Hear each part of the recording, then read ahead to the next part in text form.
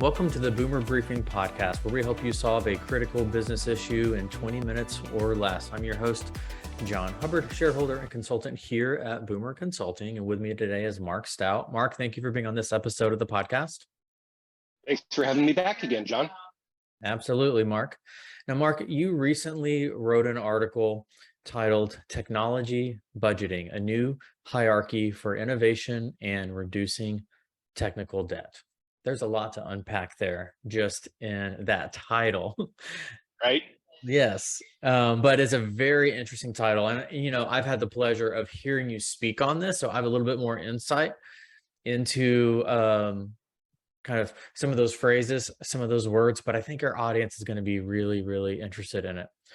So let's start with kind of a softball question to you, just to kind of start the conversation. And that is explaining the importance of technology budgeting and reducing technical debt. What does that mean? Yeah, so let's actually start in reverse order. Let's talk a little bit about technical debt. Now, technical debt is when we are making short-term decisions that have a long-term impact.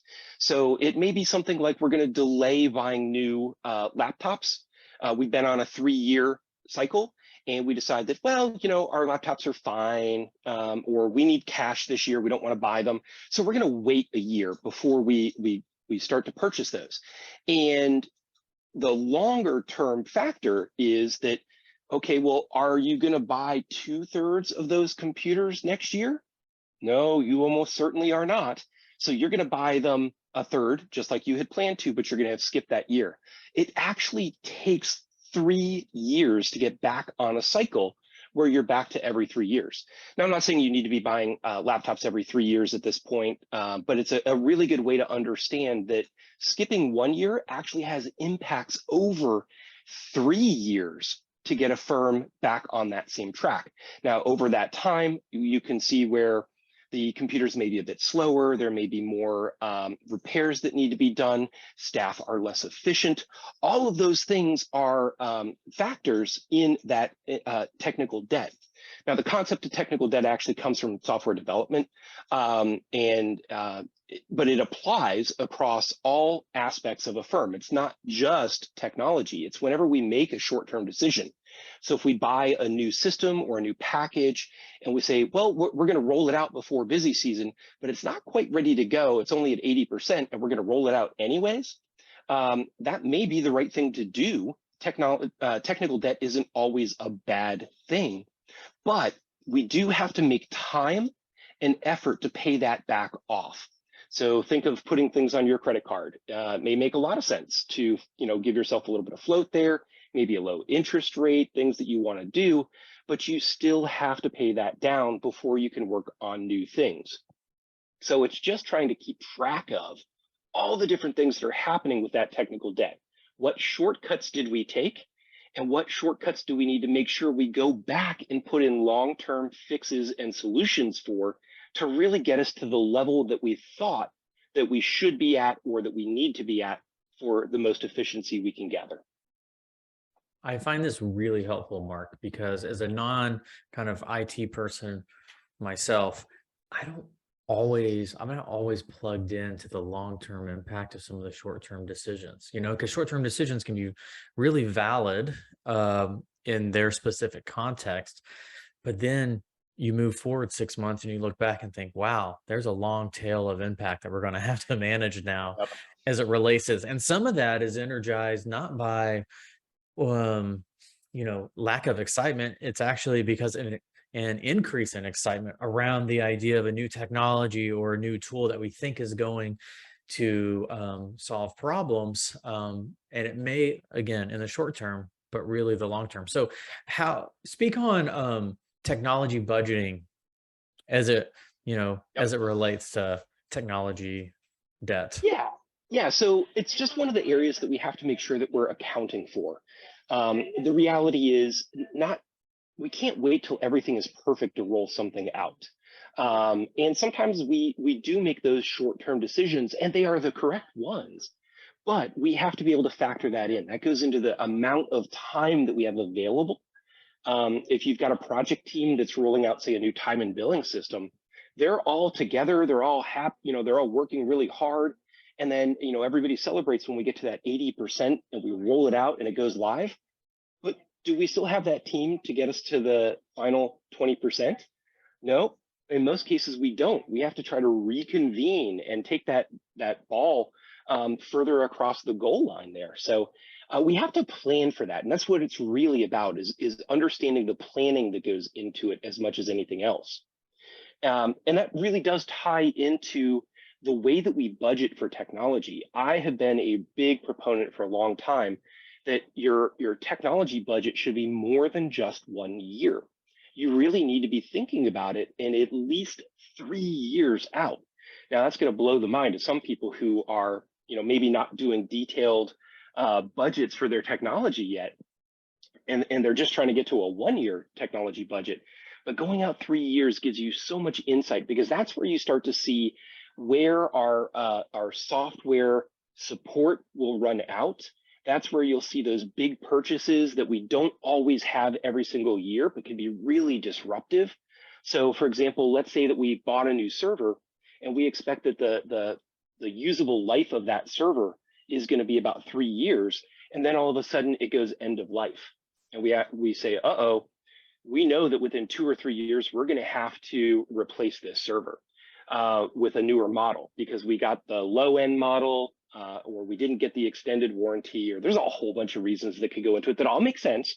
But our choices that we make, this actually happens with routers and switches quite a bit. People buy a model thinking that it's going to last them 5 to 10 years, and they don't plan for the budget impact in 5 years.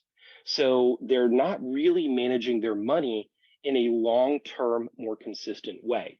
So getting a sense for where our spend is and isn't, is there a down year? Is there a bigger investment year? That actually is going to give us a better perspective and will free up some of our funds to either pay off that technical debt, or, and hopefully it's or, start to invest in innovations that are going to take us to the next level. So if we're thinking about how we want to spend our time, our resources, our people, our talent, and of course our finances on technology, we really have to be playing a much longer game than a lot of other departments are taking. Yeah, and what I think I hear you saying, Mark, and you can say if this is true or not, is firms are going to be managing and dealing with the cost and the impact of technology no matter what it is. Do you want to do it after the fact and manage it retroactively, or do you want to do what you're suggesting, which is getting ahead of it from a planning and budgeting perspective so you can make some decisions before the fact? Is that a fair statement? Absolutely. It's a lot like playing chess. You really have to be not just playing the moves that you have in front of you now, but you have to be anticipating the moves that you're going to be making over the next 2, 3, and sometimes even 5 years in order to be as effective as possible. That's a great example. So in addition to what you shared already, what are some other tips or strategies firms can use to maybe reduce technical debt or just kind of get ahead of the 8 ball here? Yeah, so the first thing I would say is have a technical debt tracker. Could be a spreadsheet, right? Doesn't need to be anything that's terribly complicated. But when we make those short-term decisions, let's capture them so that we know we need to go back and pay those off. It's kind of like reviewing your credit card bill every month. You sit down and you say, okay, what did we charge? How are we going to pay it off? When is this going to happen? And it gives us a real better sense for how things are. The danger really comes in when we're not tracking those. And all of a sudden, we find that we are barely keeping up with our minimum payments, to continue the credit card metaphor. And all of a sudden, all of our time and money is just trying to catch back up to the things that that are the bare minimum, and we're not moving things forward. So that technical debt tracker is one idea. The other is, if you actually go to boomer.com, you can reach out to us, and we have a 3-year technology budget template that you can leverage. Now, this is designed in 3 parts over 3 years, because when you're doing budgeting, you have to think of it from different perspective. One is the budget you use to manage your department. Another is your projects, all of the things that are happening on an annual basis that may be a little bit outside your normal recurring spends. And then, of course, you also have to have a similar budget that is designed specifically for your finance department so that they can get what they're needing out of it. And there's literally 3 different ways to manage your budget that is in there. Now, all of those obviously should add up at the bottom there. They all need to foot. So we're not talking 3 sets of numbers. It's just 3 different ways that it's displayed so that people get a better idea for what's going on. And also so that you can anticipate cash flow and expenditure on a much more strategic level. Yeah, that's great. And I've seen that budget before. And I think those listeners that want to go to boomer.com and get that can certainly enjoy that once they get it. So, Marc, so for the firms that have done this, because I know you work with a lot of firms of all sizes on this, for the firms that get this, have maybe made that investment, use that budgeting tool, and now are able to have those more strategic conversations before the fact, what are some of the benefits you see them having? One of the first things that happens is you're really able to categorize your technology spend a little bit differently. You're able to look at, okay, here are the applications we have, and things like Microsoft Office, we can't really do without it. Here are our operational spends. So these are the things that we use just to keep the lights on. Here's our communications.